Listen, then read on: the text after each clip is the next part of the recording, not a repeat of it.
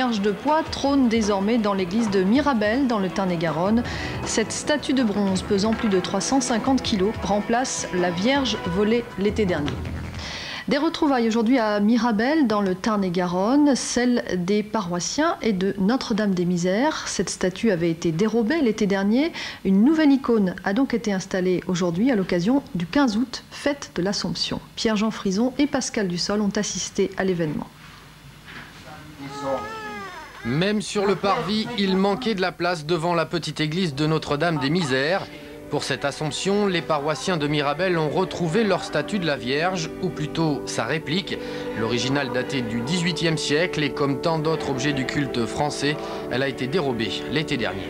Un vide dans cette superbe église du XIIe et XVIe siècle qu'il fallait combler, et la intervention divine, destinée aux simples coïncidences, un sculpteur s'installe au village.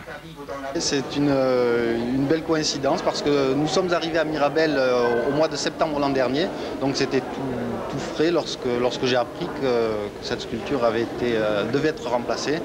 Et c'est au mois de décembre que la décision a été prise. Donc les choses se sont vraiment enchaînées très rapidement et j'ai l'impression qu'on est venu à Mirabel pour réaliser ce travail.